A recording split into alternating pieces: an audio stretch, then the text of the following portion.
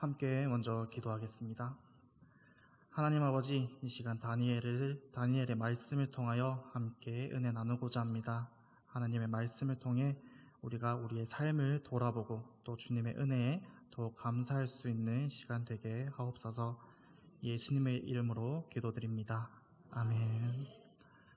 이제 제가 이 동광교회에 온 지 2년이 되었는데 항상 이제 찬양의 자리에서 뵙다가 이 말씀을 선포하는 자리에 서니까 되게 떨리고 긴장되는 마음입니다. 그럼에도 하나님의 인도하심으로써 또 여러분과 함께 은혜 나누고자 합니다. 먼저 저희 유치아동부 여름성경학교를 은혜롭게 마무리할 수 있도록 인도하여 주신 하나님께 감사드립니다. 그리고 유치아동부의 여름성경학교를 위해 많은 기도와 후원으로 함께 해주신 성도님들께도 이 자리를 빌어 감사드립니다.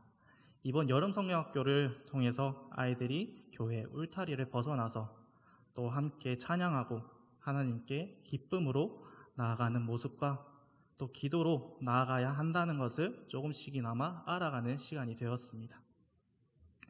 아이들이 변화하는 모습을 바라보면서 저 자신도 뿌듯함을 느끼게 되었고, 아이들이 정말 하나님을 사랑하고 또 하나님에 대해서 알아가고 있구나라는 것을 다시금 느끼게 되었습니다. 이 여름성경학교를 통해서 받은 기쁨과 은혜를 잊어버리는 것이 아니라 소중히 지켜나가는 우리 유치아동부 아이들이 되기를 소망합니다. 우리는 일상생활 속에서 하나님께 언제나 은혜를 바라면서 살아가고 있습니다. 그런데 하나님께서 우리에게 주시는 은혜를 얼마나 느끼며 그것에 기뻐하고 감사하며 살아가고 있는지요. 주신 은혜를 놓치지 않고 얼마나 지키며 나아가고 있는지 한 번쯤 생각하는 시간을 가졌으면 합니다. 바쁜 일상 가운데 하나님을 생각하며 살아가고 싶지만 마음대로 되지 않을 때도 있습니다. 삶에 지쳐 기도 자리와 예배 자리에 나오기 힘들 때도 있습니다. 저는 이번 2박 3일간 이제 제가 다니고 있는 신학대학원에서 진행되는 영성훈련에 참가하게 되었습니다. 이 영성훈련에서는 휴대전화를 포함한 모든 전자기기를 반납하고 거기에서 머무는 동안에 침묵하는 가운데 개인 기도와 예배를 드리면서 지냅니다. 개인 기도를 하는 시간에도 말씀 묵상을 포함해서 기도하는 동안 침묵으로 하나님을 찾는 시간을 가졌습니다. 그렇게 하나님을 끝없이 찾는 시간 안에서 저는 하나님께 무엇이 필요하다 이렇게 구하는 기도보다는 하나님을 찾는 기도를 통해서 더 많은 은혜를 받았고, 오늘의 말씀을 묵상하면서도 다니엘이 예루살렘을 향한 창문을 열고 무릎을 꿇고 이렇게 기도하지 않았을까 하는 생각이 들기도 했습니다. 그리고 기도에 집중할수록 하나님과 저와의 관계만을 생각하면서 지금까지 해왔던 기도의 방식과 기도 자리를 지키는 것에 대해서 다시 생각해보는 시간이 되었습니다. 저는 오늘 본문의 말씀인 다니엘서 6장 10절에서 14절의 말씀을 가지고 어떤 상황에서도 그 믿음을 지켜나가고 기도의 자리를 지켜나가는 다니엘의 모습을 통해 끝이 아닌 시작이라는 제목과 함께 우리가 어떻게 하나님께 받은 은혜를 기도로 지켜나가야 하는지, 어떻게 지켜나갈 수 있는지 나누고자 합니다. 오늘 본문에서 다니엘은 30일 동안에 누구든지 왕 외에 어떤 신에게나 사람에게 무엇을 구하면 사자굴에 던져넣기로 한 금령이 적힌 조서에 왕의 도장이 찍힌 것을 알고도 자신의 집에 돌아가서 예루살렘을 향한 창문을 열고 전에 하던 대로 하루 3번씩 무릎을 꿇고 하나님께 기도하고 감사하였습니다. 다니엘은 왜 이런 것일까요? 다니엘이 그 금령을 알면서도 하나님께 기도한 것은 하나님께 기도하는 것이 자신의 목숨보다 더 중요하게 생각했기 때문인 것입니다. 다니엘은 그렇다면 어떤 사람이었습니까? 다 함께 다니엘서 6장 3절의 말씀을 읽겠습니다. 다니엘은 마음이 민첩하여 총리들과 고관들 위에 뛰어남으로 왕이 그를 세워 전국을 다스리게 하고자 한지라. 다니엘은 마음이 민첩하여서 다른 총리들과 고관들보다 뛰어난 사람이었습니다. 그리고 다리오 왕의 신임을 얻어서 전국을 다스리게 된 사람이지요. 이러한 다니엘을 질투한 총리들과 고관들이 속히 말해 작당 모의를 해서 법률을 세우고 금령을 정해서 30일 동안 왕 외에 어떤 신에게나 사람에게 무엇을 구하면은 사자굴에 던져놓기로 한 이 조서를 만들어서 왕에게 도장을 찍게 한 것입니다. 하지만 다니엘은 이런 작당 모의에도 굴하지 않고 자신이 늘 하던 대로 집에 돌아가서 예루살렘을 향한 창문을 열고 하루에 3번 무릎을 꿇고 기도하며 하나님께 감사했습니다.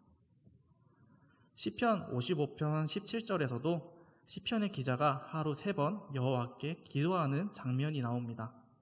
저녁과 아침과 정오에 내가 근심하여 탄식하리니 여호와께서 내 소리를 들으시리로다.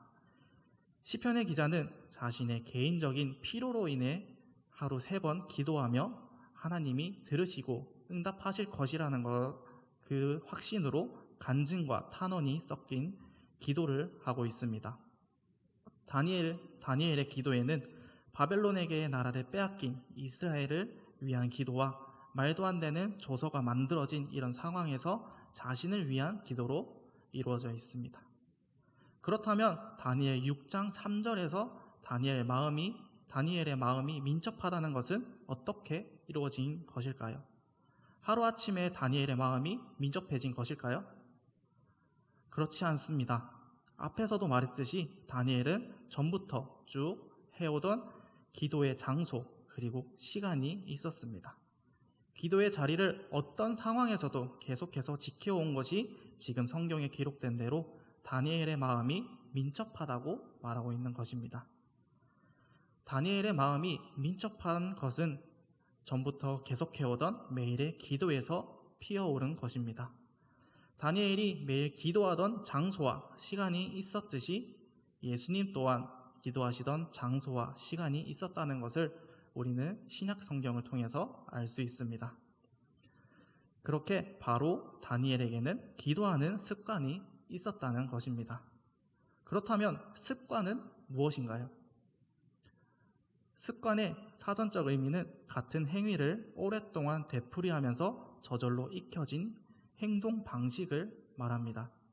같은 행동을 반복하고 또 반복해서 반복하다가 보면 우리가 의식하지 않고 저절로 하게 되는 것이 습관입니다. 이 습관에는 좋은 습관과 또 좋지 못한 습관이 있고 많은 사람들은 성공한 인생을 살기 위해서 여러 성공한 사람들의 습관을 따라하거나 또 좋은 습관을 기르기 위해서 다양한 책을 찾아보고 따라합니다. 그만큼 습관은 우리 생활에 큰 영향을 주는 것이지요. 아리스토텔레스는 습관에 대해서 이렇게 말하고 있습니다. 사람은 반복적으로 행하는 것에 의해 결정되는 존재이다. 어떤 사람의 우수성은 한 번의 어떤 행동이 아니라 습관에 달려있다. 하지만 우리가 여기서 주목해야 할 것은 본문 말씀에 나오는 다니엘의 기도 습관인 것입니다.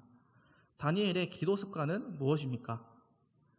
예루살렘을 향한 창문을 열고 하루 3번씩 무릎을 꿇고 하나님께 기도하는 것이었지요. 우리도 기도의 습관이 만들어진다면 하루하루의 삶 속에서 기도의 자리와 은혜를 지켜나갈 수 있지는 않을까요? 여러분은 기도의 습관이 있으십니까? 자신만의 기도 장소와 시간이 있으신가요? 만약 기도하는 습관이 없다면 자신만의 기도 장소와 시간을 만들어서 규칙적인 기도 생활로 날마다 하나님의 은혜를 지켜나가며 거룩한 하나님의 백성으로 살아가시는 여러분이 되시길 소망합니다. 두 번째는 기도할 때의 마음가짐입니다.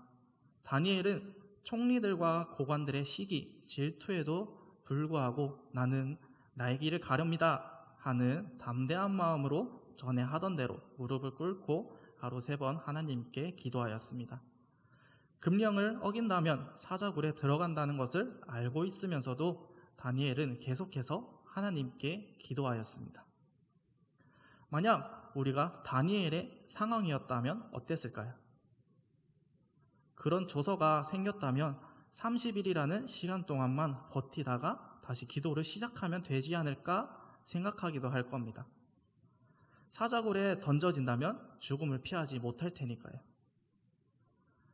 그리고 우리나라의 일제강점기처럼 이스라엘이 바벨론에게 나라를 빼앗긴 그 상황에서 감사의 마음으로 기도를 할 수 있을까요?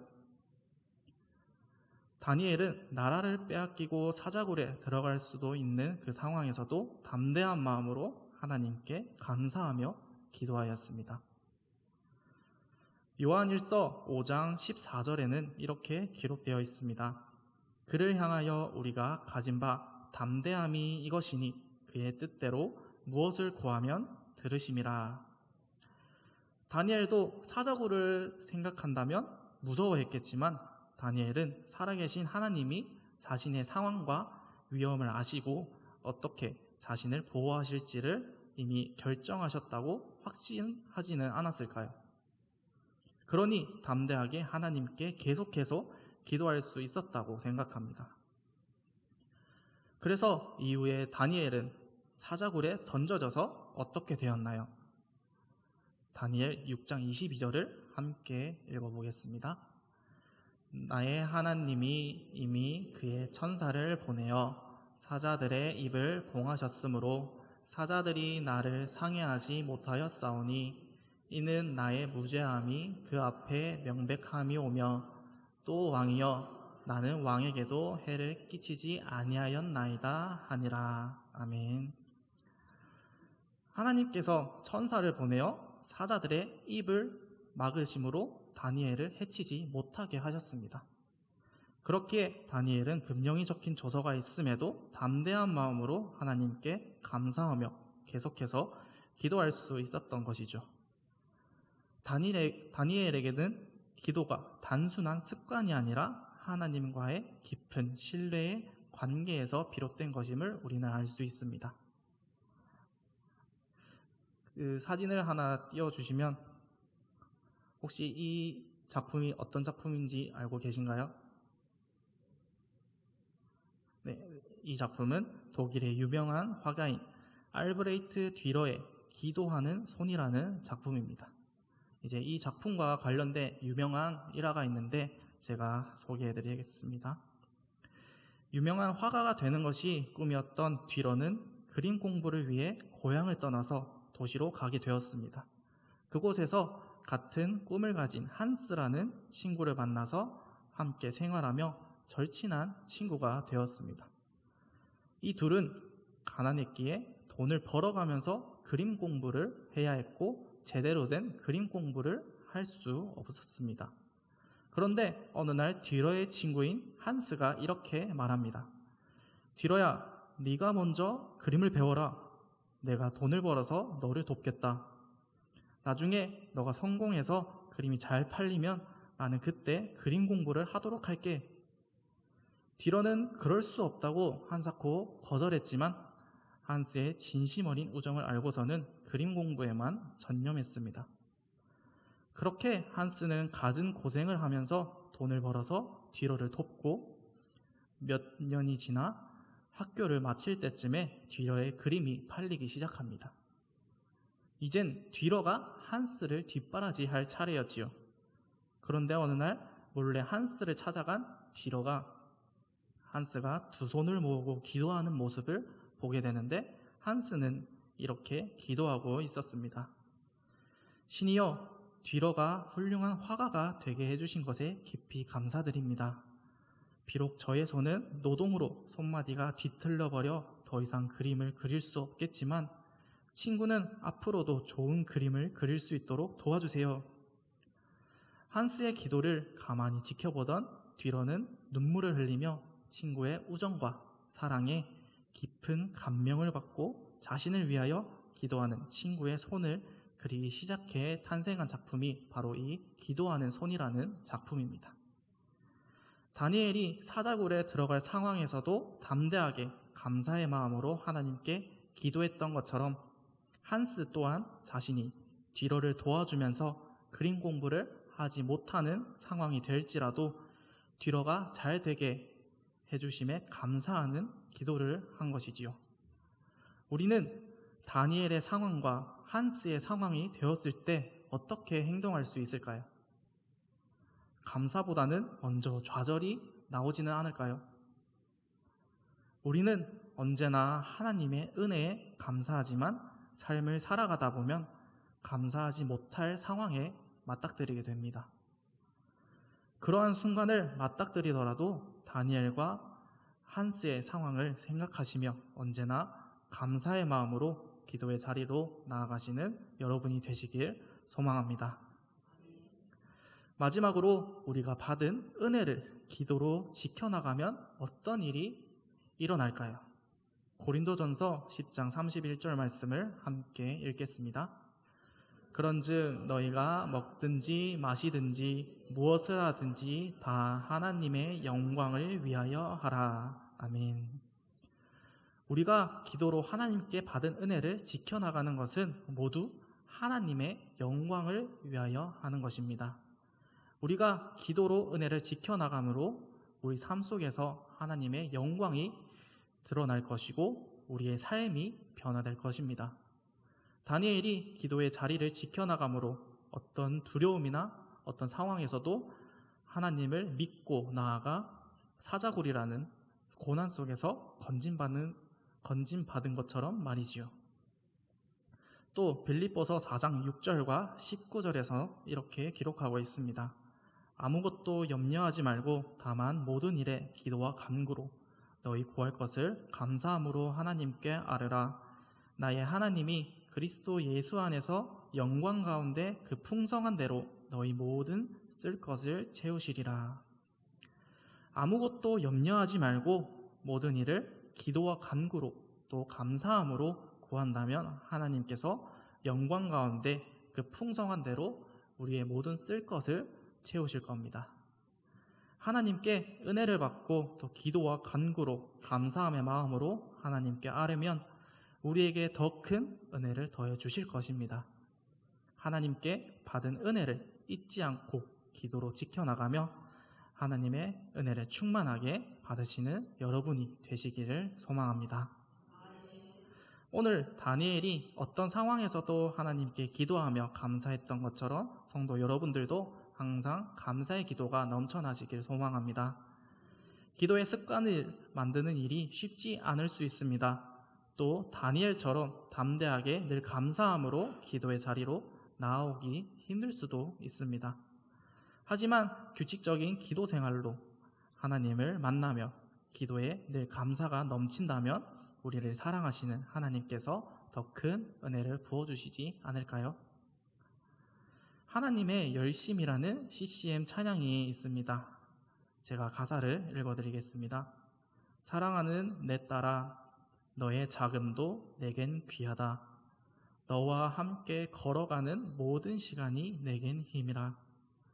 사랑하는 아들아, 내 연약함도 내겐 큼이라. 너로 인해 잃어버린 나의 양들이 돌아오리라. 조금 느린 듯해도 기다려주겠니? 조금 더딘 듯해도 믿어줄 수 있니? 내가 가는 그 길 절대 헛되지 않으니 나와 함께 가자. 앞이 보이지 않아도 나아가 주겠니? 이해되지 않아도 살아내 주겠니? 너의 눈물의 기도 잊지 않고 있으니 나의 열심으로 이루리라. 이 찬양의 가사를 보면 우리를 향하신 하나님의 마음이 어떠하신지 알 수 있고 우리가 처한 상황을 볼 수도 있습니다. 세상을 살아가며 기도해도 응답되지 않는 것 같고 언제 응답해 주실지도 모르겠고 내가 잘못된 길로 가고 있나 생각이 들 때도 있을 것입니다. 하지만 하나님께서는 우리와 함께 하시고 우리의 기도를 잊지 않고 들어주십니다.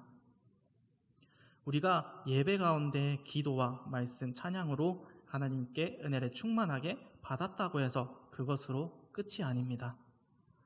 그것은 새로운 시작으로 그 은혜를 기도와 말씀, 찬양으로 지켜나갈 때 더 큰 은혜를 우리에게 부어주실 것입니다. 다니엘의 상황처럼 어떤 상황에서도 믿음을 잃지 않고 담대한 마음으로, 감사의 마음으로 기도의 자리로 나아가십시오. 기도의 습관을 만들어 날마다 하나님께 나아가십시오. 언제나 우리와 함께 하시는 하나님께서 우리가 생각지도 못할 순간에 우리에게 역사하실 것입니다. 기도로 은혜를 지켜나가며 더 큰 은혜를 누리며 하나님과 동행하는 동방교회 믿음의 공동체가 되기를 주님의 이름으로 축복합니다. 기도하겠습니다. 하나님 아버지, 다니엘처럼 기도의 습관을 가지며 담대한 마음으로 하나님께 감사하며 기도로 주신 은혜를 잊지 않고 지켜나가게 하옵소서. 날마다 감사가 넘치게 하시며 어떤 상황에서도 하나님께 기도하며 감사할 수 있는 저희들이 될 수 있도록 인도하여 주시옵소서. 우리에게 주신 한없는 은혜에 감사드리며 예수님의 이름으로 기도드립니다.